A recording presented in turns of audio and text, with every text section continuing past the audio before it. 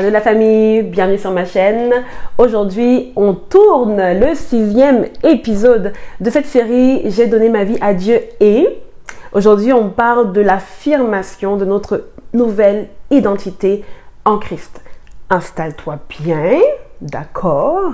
Clique la chaîne de notification. On est encore là demain, on est encore là dans 2 semaines, donc enjoy tranquillement. Abonne-toi si ce n'est pas déjà fait. Merci à tous ceux qui se sont abonnés dernièrement. J'apprécie énormément. Partage la vidéo, like et lâche-moi un commentaire et on rentre tout de suite dans l'affirmation de ton identité en Christ. J'aimerais parler aujourd'hui de la nouvelle naissance. Tu as donné ta vie à Dieu. Tu as prié pour accepter Jésus comme ton Seigneur et Sauveur personnel. Tu t'es repenti de tes fautes. Tu as accepté le cadeau, le don de Dieu qui est le salut en Christ par la foi. Justification par la foi. Et maintenant, la Bible te dit que tu es une nouvelle personne. La Bible te dit que vraiment, toutes les choses anciennes sont passées. Maintenant, tu es une nouvelle personne. Tu as un nouvel ADN. Donc, avant, tu descendais directement de Adam. C'est pour ça que, voilà, tu étais quelqu'un de pécheur. Et maintenant, Dieu est venu, il a coupé ça. Et il a changé ton arbre généalogique façon. Maintenant, tu descends directement de Jésus. Et tu as été engendré par l'Esprit de Dieu. Tu es quelqu'un, tu es une créature nouvelle. Tu es juste une nouvelle créature. Mais il se trouve que tu n'as pas forcément l'impression qu'il y a beaucoup de choses ou que tout est changé depuis que tu as donné ta vie à Dieu. Tu as accepté par la foi que lorsque tu vas mourir, tu iras au ciel. Mais voilà, tu n'as pas vraiment de preuves tangibles, entre guillemets, que tu iras vraiment au ciel. Tu le crois par la foi. Il se trouve que c'est davantage souvent plus difficile de croire en ta nouvelle naissance parce qu'il y a des choses tout simplement autour de toi ou au-dedans de toi surtout qui n'ont pas l'air d'avoir changé. Mais la Bible te dit, hey, t'es une nouvelle personne, crois-le, vis-le, à l'église on te le dit, connais ton identité en Christ, marche dans ton identité en Christ, nanana. Et tu te dis, mais ok, mais les amis, comment je fais ça? Je veux comprendre. C'est bon, je suis là pour t'expliquer ça aujourd'hui. Grâce à Dieu, je l'ai compris au cours des années, donc j'aimerais que ça te serve aujourd'hui. Lorsque je suis venue à Dieu, je suis venue comme je suis, moi, composée Samantha, c'est-à-dire tripartite. Ça veut dire que je suis composée de 3 parties. Tous les êtres humains sont composés de 3 parties. Le corps, l'âme et l'esprit. Dans le corps, on trouve l'âme quelque part. Je ne sais pas. L'âme n'est pas une partie comme la cuisse ou le muscle, donc je ne pourrais pas te montrer mon âme si je faisais une radiographie ou une IRM. D'accord? Mais suppose que l'âme est contenue quelque part en moi. À l'intérieur de mon âme, j'ai un esprit. Donc, j'ai les 3. Okay? Des fois, la Bible fait la distinction entre âme et esprit. Des fois, on a l'impression que ça se mélange un peu. Des fois, âme est souvent synonyme de cœur. Okay? On dit, ah, c'est quoi mon cœur? Ben, c'est souvent synonyme de ton âme. Mais l'âme, en fait, c'est le siège de tes émotions. C'est le siège de tes pensées. C'est le siège de ton intelligence, de ton raisonnement. J'ai un oncle qui est neurologue. Oui, c'est ça, il est neurologue. Et ça l'amuse souvent de dire que pour lui, il pense que l'âme est dans le cerveau. Tu sais, en tout cas, c'est de l'humour de médecins chrétiens. Mais c'est ça ton âme. Ton âme est le siège de tout ça. Ton esprit, c'est un peu plus difficile à expliquer. Ton esprit, c'est vraiment ce qui va aller connecter avec Dieu. C'est pour ça qu'on dit prie dans l'esprit, marche dans l'esprit. Et puis le corps, c'est ce que tu vois, hein, c'est ta chair, voilà, c'est ta peau, c'est tes os. La chair aussi, le corps est souvent aussi lié donc à ce qu'on va parler de péché. Lorsque tu nais de nouveau, il se trouve que ce qui est engendré, c'est un nouvel esprit. Okay? Tu as ton corps, tu as ton âme, tu as ton esprit. Et c'est ton esprit en fait qui est nouvellement engendré. Lorsque tu nais de nouveau, tu n'as pas un nouveau corps. Moi, je suis née de nouveau, j'ai toujours mes lunettes. Je suis née de nouveau, j'ai toujours cette dent-là, cette déformation, ce mauvais alignement de mes dents. Je suis née de nouveau, ma race n'a pas changé. Il n'y a pas de raison pour qu'elle change. D'autres peuvent faire l'expérience de naître de nouveau et être guéris dans leur corps, tant mieux. Mais d'autres naissent de nouveau et puis ils sont toujours malades. Donc ton corps ne change pas, tu auras un corps glorifié au retour de Jésus ou après ta résurrection. Okay? Donc, ton corps n'a pas changé. Ton esprit a changé dans le sens où la Bible te dit que ton esprit maintenant est disposé à faire la volonté de Dieu. Ton esprit maintenant peut écouter la parole de Dieu. Ton esprit maintenant peut entrer dans une relation d'intimité avec Dieu, ce qu'il ne faisait pas avant. Ceux dans le monde ont un esprit comme toi, mais leur esprit ne peut pas connecter avec Dieu. Ton esprit, oui. Tu es né de l'esprit, donc tu as été engendré dans cet esprit-là. Ton âme n'a pas été n'a pas eu de nouvelle naissance, un peu comme ton corps. Ça veut dire que ton âme n'est pas née de nouveau. Ça veut dire que tes émotions, ta mémoire, tes sentiments, ton intelligence n'a pas été spontanément ou instantanément renouvelée quand tu es venu à Dieu. Ça veut dire que si tu as donné ta vie à Dieu mardi à 21h02 et que mardi à 21h01 tu n'aimais pas tes pieds, et bien mardi à 21h03 tu n'aimeras toujours pas tes pieds. Quand tu es venu à Dieu, il n'a pas effacé ton passé. Ta mémoire n'a pas été renouvelée. Tu n'es pas devenu vraiment comme tu n'as pas eu une âme vierge, on va dire ça comme ça. Donc, tu es venu à Dieu avec tes douleurs. Tu es venu à Dieu avec tes problèmes. Tu es venu à Dieu avec ton ancien raisonnement. Tu es venu à Dieu avec ta ancienne façon de penser ou de réfléchir. Tu es venu à Dieu avec tes anciennes émotions. Si tu aimais quelqu'un 1 minute avant de venir à Dieu, ben, tu l'aimeras toujours la minute d'après. Si tu détestais quelqu'un 1 minute avant de venir à Dieu, ben, tu la détestes toujours 1 minute après. C'est pourquoi la Bible te demande de renouveler ton intelligence. La Bible ne te demande pas de te réengendrer toi-même. Dieu fait le travail de te faire naître de nouveau, te donner un nouvel esprit.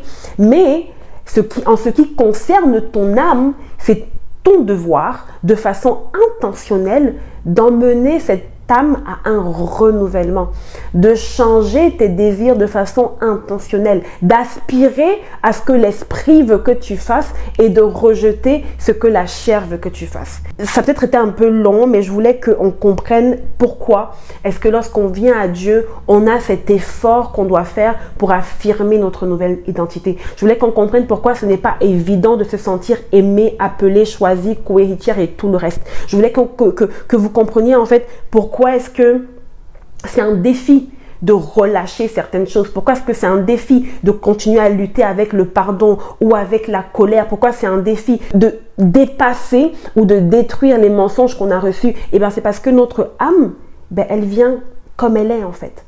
Et quand on rentre avec Dieu, elle est comme elle est. Et on doit faire donc ce devoir-là de se soumettre. Si Dieu nous changeait instantanément corps, âme et esprit, il n'y aurait pas de travail de soumission.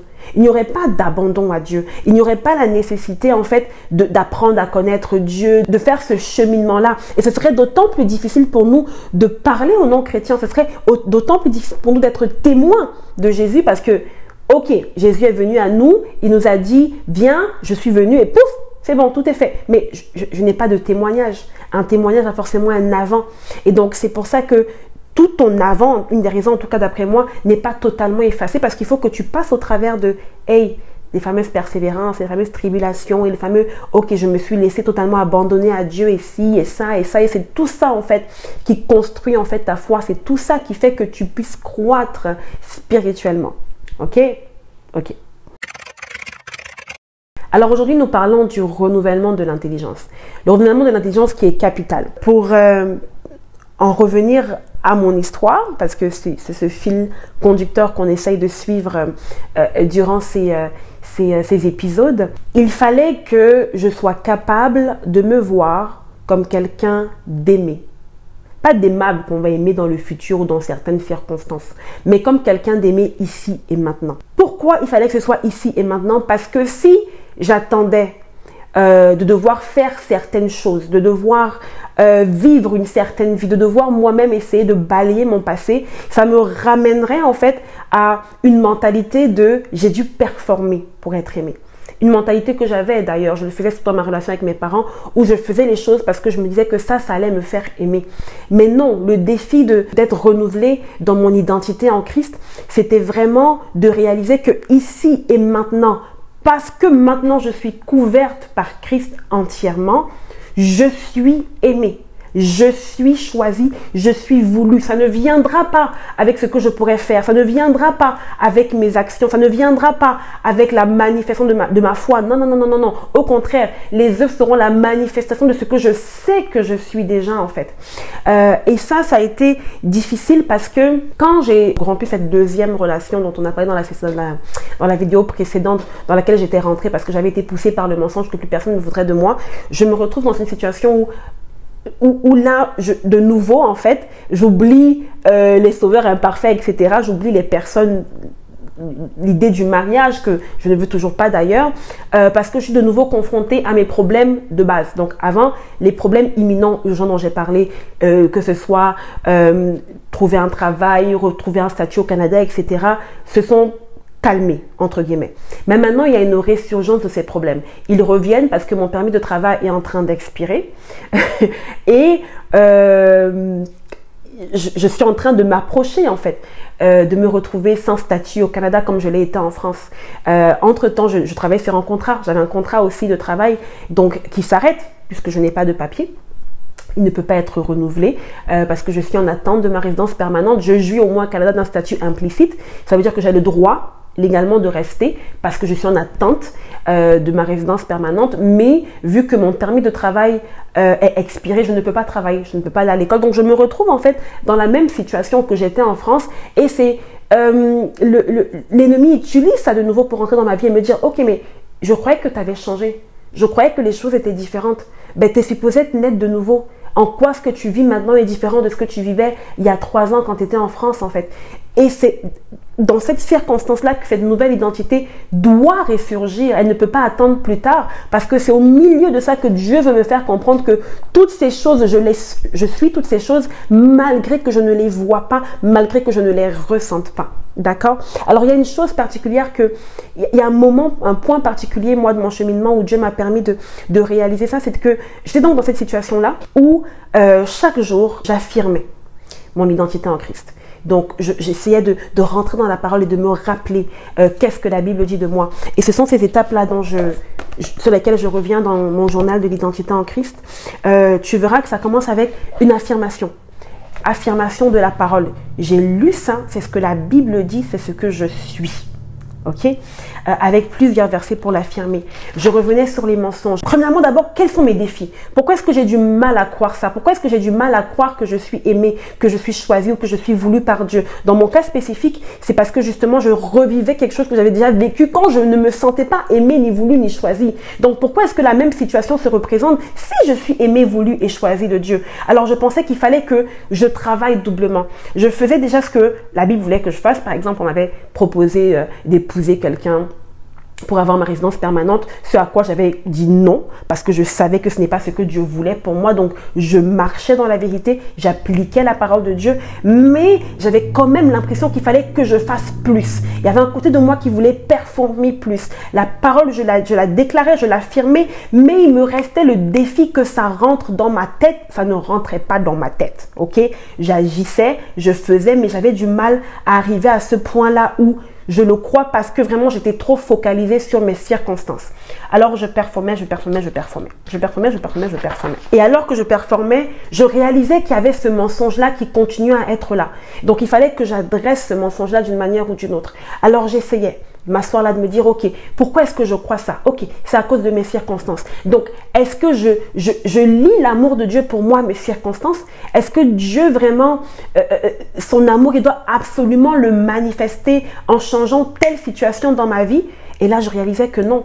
La vérité, c'est que Dieu me dit qu'il pourra avoir des circonstances qui me font mal. Il pourra avoir des circonstances qui sont difficiles. Mais si, parce que je me rappelais de la vision qu'il m'avait donnée pour ceux qui ont suivi depuis le début, du fait que dans mes moments les plus difficiles, les plus humiliants, il était avec moi. Si déjà à ces moments-là, avant que je ne l'ai confessé, il était avec moi, ça veut dire qu'il est encore avec moi ici et maintenant. Alors la vérité, c'est ce que Dieu dit, même si ce n'est pas ce que je ressens. Donc j'ai appris en fait à combattre les mensonges avec la vérité, avec ce que la parole de Dieu dit. C'est devenu impératif pour moi de marquer et de déclarer vrai ce que Dieu dit. Alors un point tournant, comme je dis, je ne pouvais pas travailler, donc j'avais trouvé un petit job où je m'occupais d'enfants et je faisais le ménage. Je luttais, c'était vraiment une lutte spirituelle, de rester intègre, de rester vrai, de ne pas...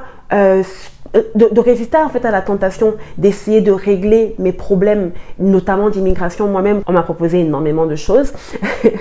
Donc, autant c'était difficile pour moi de tenir ferme. Et j'avais l'impression en fait que je tenais par moi-même, que c'était mon propre effort. Et tu ne peux pas affirmer ton identité seulement par tes propres efforts. Tu as besoin de te laisser porter par Dieu. Alors un soir, ma soeur m'avait invitée dans son église pour une réunion de jeunes. Et j'y suis allée Et on a prié, on a reçu la parole. Je ne sais même plus c'est quoi ce qui avait été prêché, mais je pense que ça m'a fait du bien. Et ensuite est venu le temps de prière. Et il y a une des jeunes filles donc, qui était de cette église-là, qui est venue me demander si elle pouvait prier pour moi. J'ai dit oui, il n'y a pas de problème. Et donc elle s'est mise à prier pour moi. Et alors qu'elle priait pour moi, elle m'a dit, Dieu te dit qu'il est fier de toi. Waouh! Waouh! Cette phrase-là a révolutionné ma vie. Parce qu'en ce moment-là, où elle m'a dit que Dieu m'aime et que Dieu veut que je sache qu'il est fier de moi, en fait, ça m'a permis de réaliser que rien autour de moi n'avait à changer en termes de circonstances tant que je saisissais réellement que ce que Dieu dit de moi est vrai et tant que je réalisais que ce qui compte, c'est ce que lui, il pense. Et que je pouvais en fait me reposer sur lui, que je n'avais pas besoin de faire tout ce que j'étais en train de faire, que je n'avais pas besoin d'être si active, que je n'avais pas besoin de performer, que je n'avais pas besoin de croire que Dieu allait agir dans ma situation ou changer les choses à cause de la façon dont je me comportais, entre guillemets, ou parce que vraiment je faisais 1001 efforts de lui plaire. Lui plaire, lui obéir, marcher dans l'intégrité, étaient des choses que je devais faire en réponse à son amour, en réponse à ce qu'il disait déjà que j'étais, et non pas parce que je cherchais à obtenir l'amour que j'avais déjà en fait.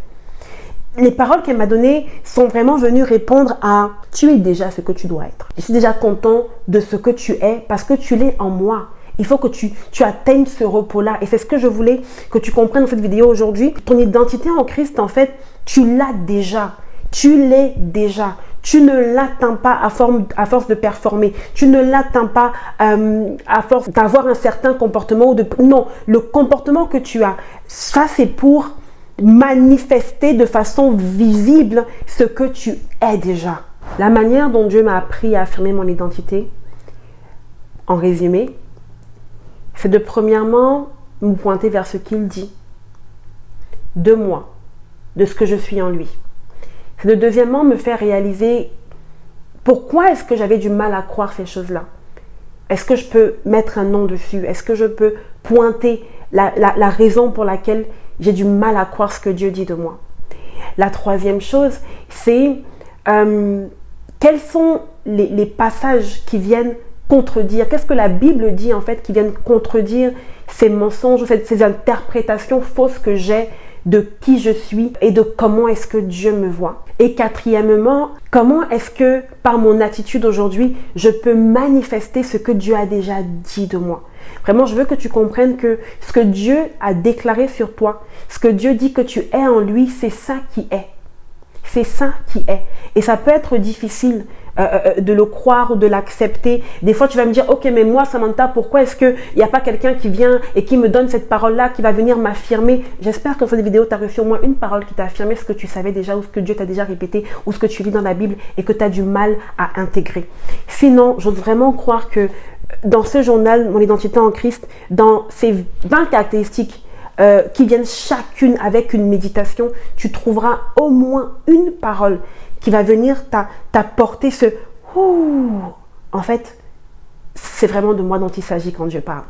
Ce « ouh », Dieu est vraiment pour moi. Ce que Dieu dit de moi, c'est vraiment ça qu'il croit sur moi. C'est vraiment ça que je suis. Et je suis tout à fait capable de manifester ce que Dieu dit de moi parce que c'est déjà en moi. J'espère que cette vidéo t'a fait du bien. J'espère que cette vidéo t'a fait réaliser que tout ce que Dieu dit de toi est vrai. Et tout ce que le monde ou le diable a dit de toi qui s'opposait à ce que Dieu avait déclaré sur ta vie est faux.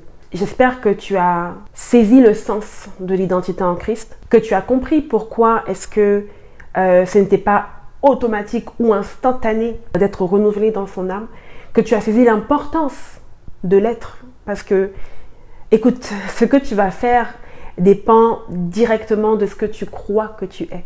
Tu es aimé, tu es voulu, tu es choisi, tu es béni, tu es à l'image de Dieu, tu es une nouvelle créature, tu es co-héritière de Christ et co-héritier de Christ si tu es un homme et que tu me suis. ce qui est le cas, je le sais. Tu es pardonné et justifié, tu es victorieux. Tu es assis dans les lieux célestes, tu es une race élue, une nation sainte, tu es souverain sacrificateur, une nation de rois prêtres, tu es appelé à porter du fruit, tu es un témoin de Christ, tu es renouvelé, si tu pouvais saisir. En fait, ma prière pour toi, à la fin de cette vidéo, c'est que tu saisisses tout ce que tu es en Christ. Tu n'es rien de ce que le diable a dit de toi. Tu n'es rien de ce que tes amis, ta famille, tes anciennes relations, tes enseignants, tes cousins, tes voisins ont proclamé sur ta vie qui allait à l'encontre de ce que la parole de Dieu déclare. Aussitôt que tu es venu à Christ, toutes ces paroles ont été annulées. Toutes ces paroles ont été détruites. Et maintenant, il te revient de secouer toutes les conséquences, tous les résidus de cette parole qui voudrait encore s'attacher à ton cœur, qui voudrait encore s'attacher à ton âme. Ne tarde plus, lance-toi vers le renouvellement de ton intelligence. Investis dans ta vie, investis dans le fait de saisir et de marcher complètement dans ton identité en Christ. Tu es qui Dieu dit que tu es, rien de moins. Comprends-le aujourd'hui, saisis-le aujourd'hui, marche conformément à cette déclaration de Dieu sur ta vie et réalise tous les glorieux plans que Dieu a déjà dessinés pour toi. Ils sont là pour que toi, tu les exécutes. Alors arrête de passer à côté, arrête de penser que tu es moins que ce que la Bible a déclaré sur toi. Lance-toi avec corps et âme, en fait, poursuis le fait de marcher dans ton identité en Christ. J'espère que cette vidéo aura pu t'aider, aura pu t'éclairer. C'est ce pourquoi je suis là. Je te donne rendez-vous demain. Demain, on va parler de l'abandon de soi. J'ai donné ma vie à Dieu et il m'a appris à m'abandonner complètement à lui. On en parle demain. Like la vidéo, abonne-toi, lâche-moi un commentaire, clique la chaîne de notification. Veille sur ton cœur.